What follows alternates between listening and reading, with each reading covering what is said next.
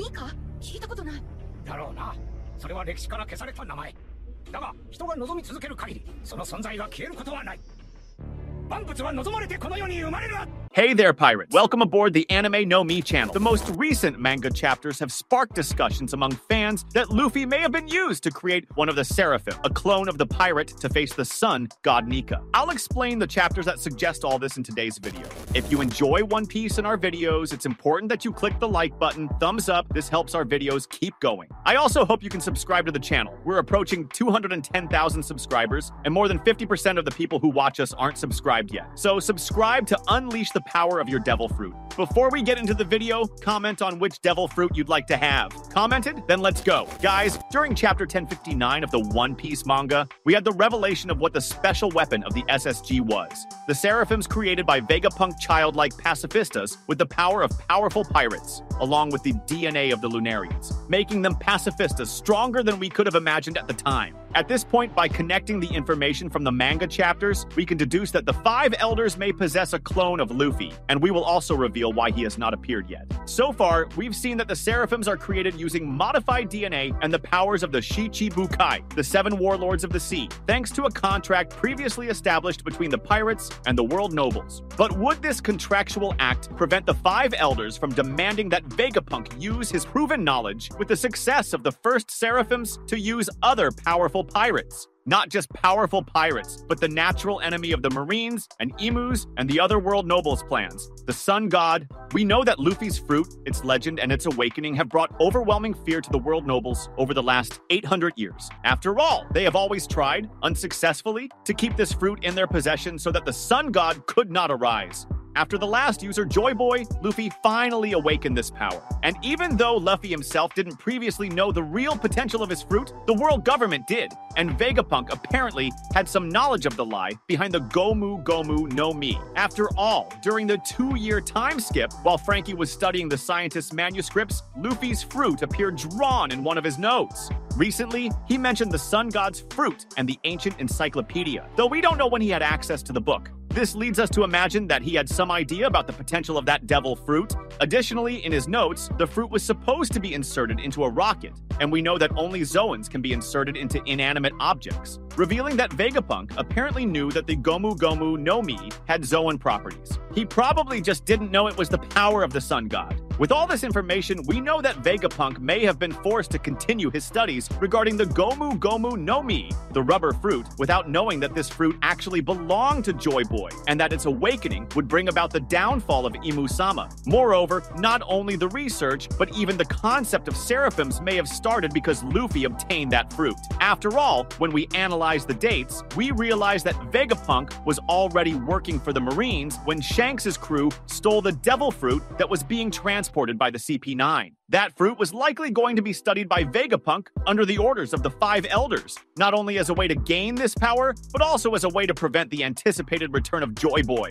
However, Luffy ended up eating the fruit. For this reason, a new way to acquire this power became necessary, obtaining power that was already used by others, or better yet, cloning someone's powers, the Pacifista Project, and later the Seraphim Project. With the substance known as green blood, Vegapunk was able to replicate the powers of Paramecia fruits in the clones he created. However, we know that Vegapunk at different times was able to replicate Zoan powers, as he did with the Zoan consumed by Momonosuke. There's even the possibility that Vegapunk lied about the green blood just to prevent the world nobles from getting their hands on the powers of the Sun God. This raises the question of why the clone of Luffy hasn't appeared yet, why it hasn't been revealed. We still can't say what the maximum potential of the clones created by Vegapunk is. After all, they appeared just over 60 chapters ago, with few appearances and revelations, only indicating that they could challenge the 3 powers and even face Yonko. So we don't know if they can surpass the total domination of a devil fruit and achieve its awakening. There's also a worse possibility.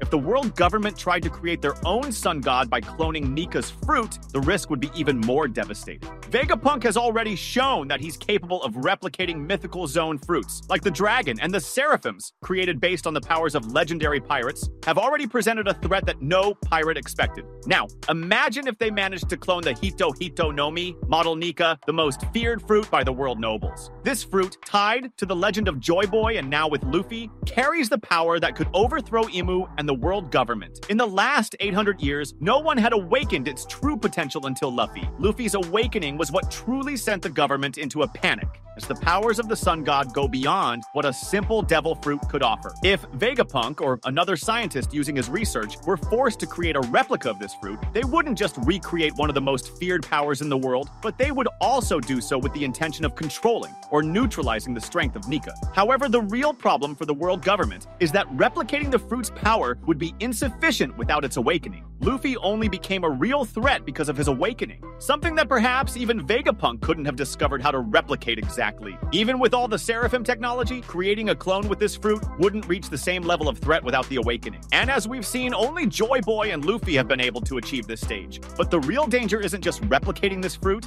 If the world government found a way to force the awakening of the animenomi, model Nika, and apply it to a world noble or a clone, they would have in their hands a weapon even more dangerous than any Seraphim or Pacifista. They wouldn't just be cloning any pirate, they would be recreating the primordial force that challenges their entire existence. With this, the sun god would become a tool of destruction in the hands of those who fear its power. Their world, already shaken by the threat of Joy Boy resurfacing in Luffy, would see absolute chaos if the world government mastered this fruit and its powers in a controlled way, allowing them to manipulate the very essence of the revolution they've tried to suppress for centuries. The emergence of a Luffy clone with Nika's power would be a weapon capable of reshaping the balance of power, but with unpredictable consequences for everyone, including the creators of such an aberration. And that's the main issue. Even if Vegapunk has created or left his research to the point that another scientist could complete it to clone Luffy, the animenomi model Nika would be useless without its awakening. After all, the powers that can truly bring down the world government are the powers of the sun god.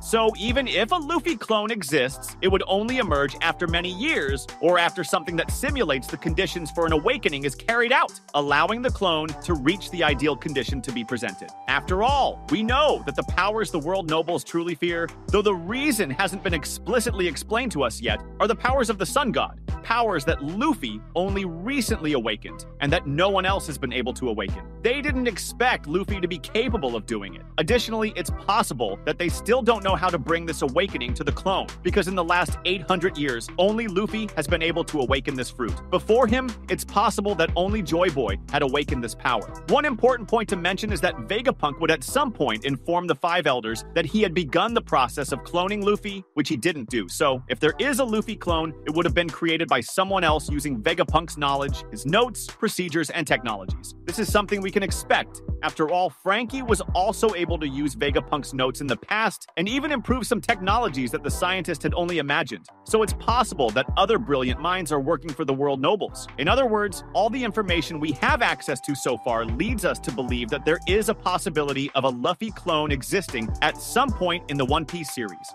However, that moment wouldn't be now. There are currently more obstacles to the revelation of this clone, despite the fear of Nika making the world nobles want to have this power in their hands, especially at the current moment in the manga, where Luffy is personally facing the Five Elders. But what do you think about all this information? Do you believe the Sun God can really be cloned? Could Nika's powers be used as a way to try to stop Luffy? Comment on what you think about all of this. Also, comment the keyword Clone Joy Boy, so I know you watched the video until the end. That was today's content. We hope you liked it and want to share your opinion on the subject. Don't forget to share the video, give it a thumbs up, and I'll see you in the next video. Take care and stay amazing.